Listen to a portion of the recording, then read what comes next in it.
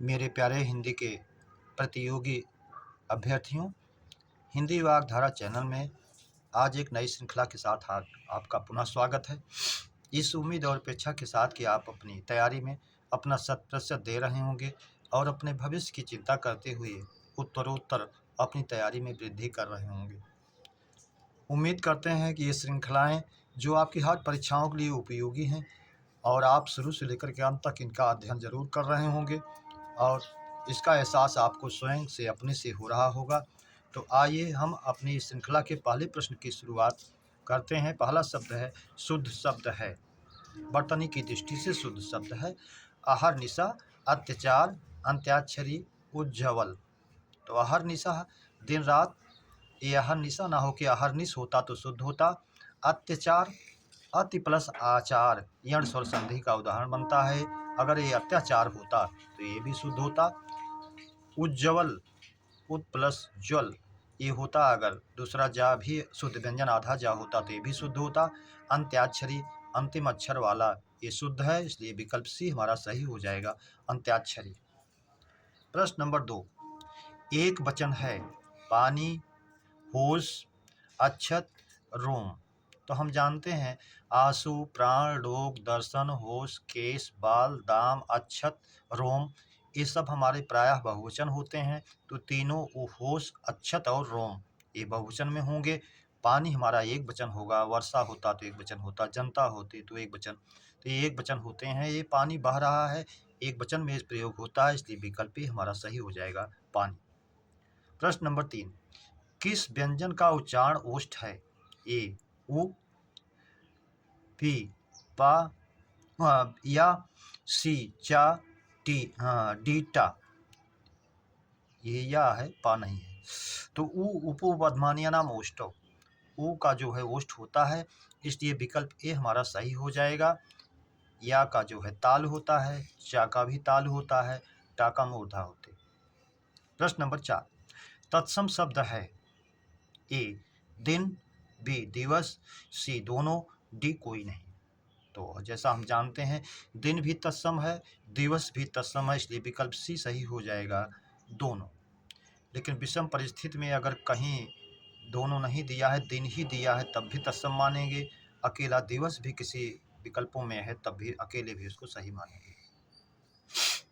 प्रश्न नंबर 5, प्रथम ज्ञानपीठ पुरस्कार हिंदी में किसे मिला? ए सुमित्रानंद पंत, बी जयशंकर प्रसाद, सी महादेवी वर्मा, डी जायसी।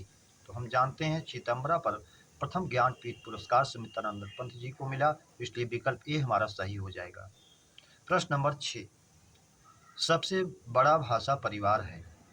ए भारोपी, बी ऑस्ट्रिक, सी चीनी तिब्बती, डी कोई नहीं। तो हम जानते हैं सबसे बड़ा भाषा परिवार भारूपी भाषा परिवार है, इसलिए विकल्प ए सही हो जाएगा, भारूपी। प्रश्न नंबर 7, ऋण ना चुका पाने वाला वाक्यांश का एक शब्द है?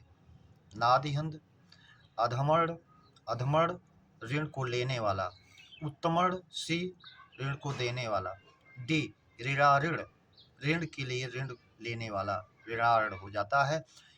पहला विकल्प है नादिहंद। तो नादिहंद जो कर्ज देने में अक्षम हो गया हो, कर्ज ना चुका पा रहा हो, ऐसा व्यक्ति नादिहंद कहा जाएगा। तो विकल्प ए हमारा सही हो जाएगा, ऋण ना चुका पाने वाला, नादिहंद। प्रश्न नंबर 8, सुहृद प्लस आ का रूप होगा? सुहृद, बी सौहार्द, सी सुहृद, डी कोई नहीं। तो सुहृद में आ प्रत्यय जोड़ने पर सौहार्द शब्द बनता है, जो विकल्प भी हमारा सही हो जाएगा। प्रश्न नंबर 9, दृष्टि का संधि विच्छेद है?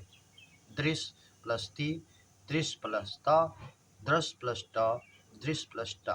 तो हम जानते हैं अष्टुत संधि के अनुसार विकल्प ए हमारा दृश्य प्लस ती दृष्टि बनेगा, इसलिए विकल्प ए हमारा सही हो जाएगा। प्रश्न नंबर 10, यदि किसी स्वर के बाद संधि में 6 व्यंजन आए तो आगम होता है? ए चा, बी छा, सी जा, डी छा। तो स्वर के बाद अगर 6 व्यंजन आता है तो चा का आगम होता है, जैसे आ प्लस छादित, आच्छादित, चा आ जाएगा। परि प्लस छेद, परिच्छेद, अनु प्लस छेद, अनुच्छेद, बी प्लस छेद विच्छेद, इस तरह से चा का आगम होगा। विकल्प ए हमारा सही हो जाएगा। प्रश्न नंबर 11, समुद्र का पर्याय है पारावर, अर्णव, रत्नाकर, सभी। तो हम जानते हैं पारावार भी समुद्र का पर्यायवाची है, अर्णव भी है, रत्नाकर भी है, इसलिए विकल्प डी हमारा सही हो जाएगा। पारावार के साथ समश्रुति भिन्नार्थक में एक शब्द पूछता है मिलाकर के पारावार और पारावत, तो उसका अर्थ हो जाता है पारावार समुद्र और पारावत कबूतर का हो जाता है। प्रश्न नंबर 12, अघी का विलोम है ए अनघ, बी निरघ, सी दोनों, डी कोई नहीं। अघ माने होता है पाप, अघी पाप वाला व्यक्ति, पाप करने वाला व्यक्ति अर्थात पापी। तो ये विशेषण है तो इसका विलोम भी विशेषण ही बनेगा, अनघ और निरघ दोनों रूपों में बनेगा, इसलिए विकल्प सी हमारा सही हो जाएगा, दोनों। प्रश्न नंबर 13, सर्वनाम के भेद और संख्या है ए 6-11, बी 5-10, सी 4-9, डी 3-7।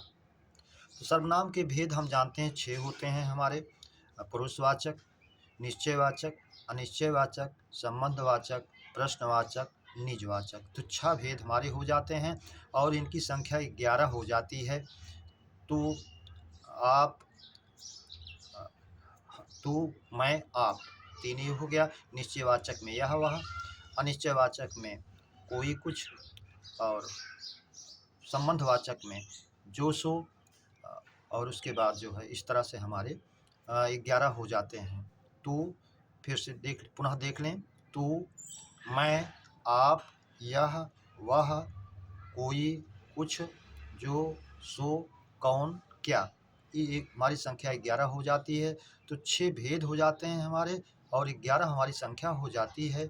इस तरह से विकल्प ए हमारा सही हो जाएगा। प्रश्न नंबर 14, मृगांक के पर्याय हैं ए मयंक होता है, इसका तत्सम होता है मृगांक, मृगांक माने चंद्रमा होता है। बी शशधर, शश को धारण करने वाला, शशक का अर्थ कवियों ने कल्पना किया कि वो खरगोश है जो धब्बा के रूप में दिखता है, तो उस खरगोश को धारण करने के कारण अपने में धब्बा के रूप में शशधर कहा गया। शशांक, जिसकी गोद में शश है वो खरगोश है, ये भी है। डी सभी। तो मयंक, शशधर और शशांक ये तीनों हो जाएंगे सभी के रूप में। इसी शशधर को जब शशिधर कहा जाता है तो भगवान शिव का पर्यायवाची हो जाता है। शश को धारण करने वाला जो है वो चंद्रमा है और चंद्रमा को धारण करने वाला, शश को धारण करने वाले जो हैं वो शिव हैं। तो शशधर चंद्रमा, शशिधर शिव समश्रुति में पूछ लेता है। प्रश्न नंबर 15, सर्वश्रेष्ठ में समास है ए कर्मधारय, बी द्वंद्व, सी द्विगु, डी तत्पुरुष। सर्वश्रेष्ठ सभी में श्रेष्ठ, अधिकरण तत्पुरुष की ओर जा रहा है, इसलिए विकल्प हमारा डी सही हो जाएगा, तत्पुरुष। प्रश्न नंबर 16, विष्णु का पर्याय है ए सहस्र नाम, 1000 नामों वाले अर्थात भगवान विष्णु हैं इसलिए है।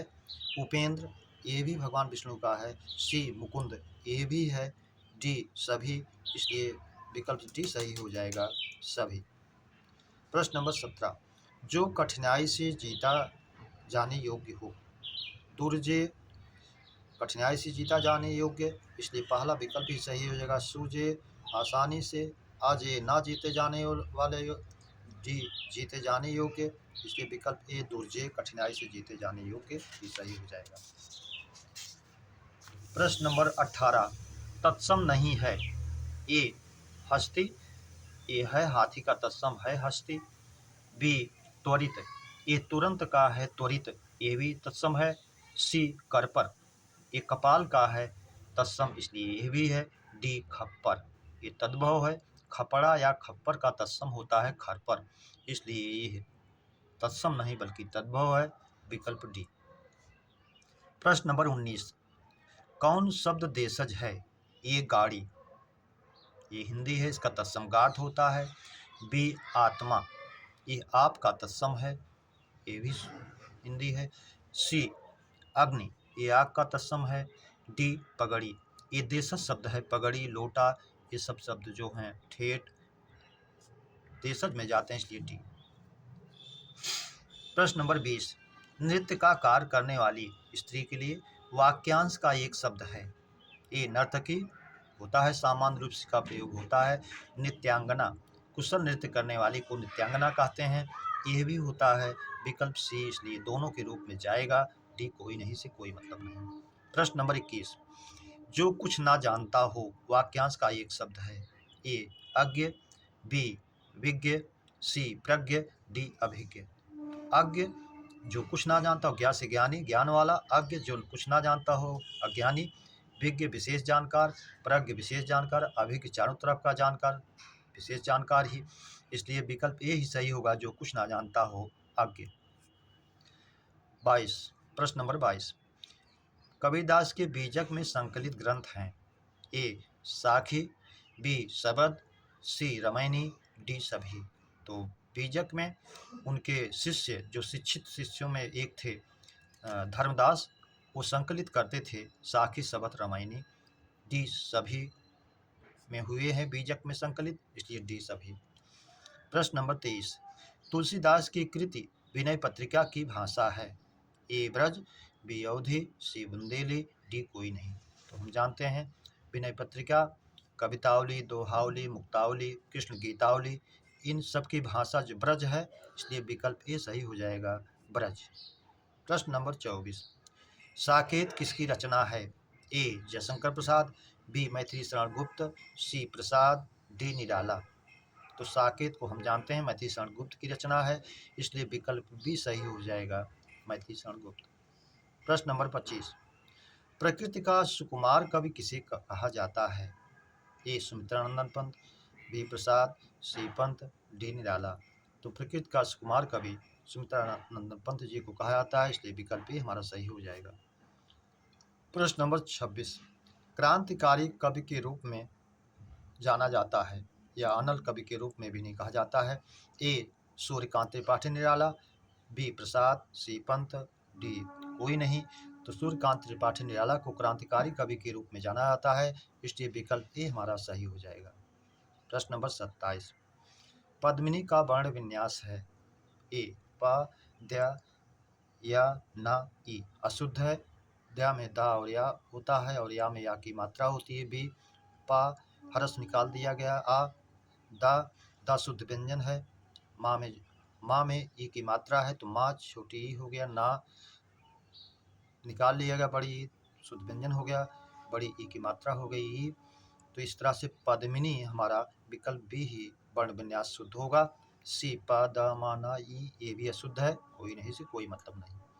प्रश्न नंबर 28, हिंदी की कितनी उपभाषाएं हैं।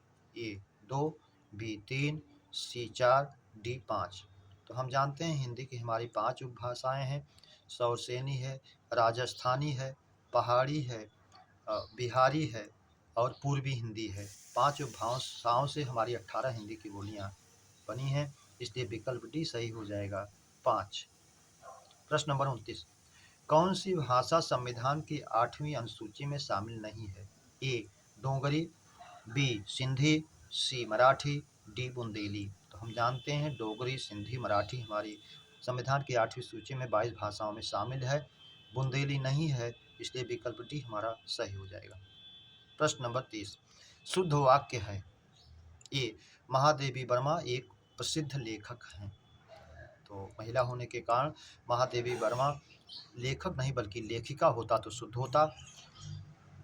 विकल्प बी रात उसका प्राण पखेरु उड़ गया। प्राण बहुवचन प्रयुक्त होता है हमेशा, इसलिए अगर ये होता रात उसके प्राण पखेरु उड़ गए, तो अब ये भी शुद्ध होता, अशुद्ध है। विकल्प सी उसे मृत्युदंड की सजा दी जानी चाहिए। मृत्युदंड और सजा एक दूसरे के पर्याय हैं, इसलिए अशुद्ध है। उसे मृत्युदंड दी जानी चाहिए या मृत्यु की सजा देनी चाहिए, ऐसा होता तो शुद्ध होता। प्रश्न नंबर डी, विकल्प डी श्याम ने अपने भाई से पुस्तक पढ़ने को कहा, शुद्ध है, इसलिए विकल्प डी हमारा सही हो जाएगा। प्रश्न नंबर 31, यथोचित में संधि है।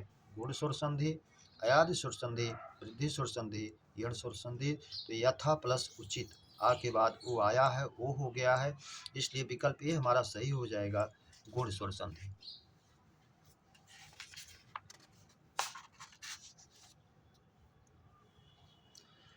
प्रश्न नंबर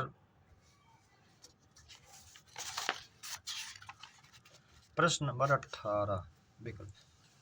अच्छा मेरे प्यारे बच्चों, इस श्रृंखला के प्रश्नों पर चर्चा हम लोगों ने किया। ये श्रृंखला उम्मीद करता हूँ आपको बेहतर लगी होगी। अगर बेहतर लगी है तो सब्सक्राइब, लाइक और शेयर अवश्य करें। इसी उम्मीद और अपेक्षा के साथ अगली श्रृंखला के मिलने तक आप सभी को हृदय से धन्यवाद। जय हिंद।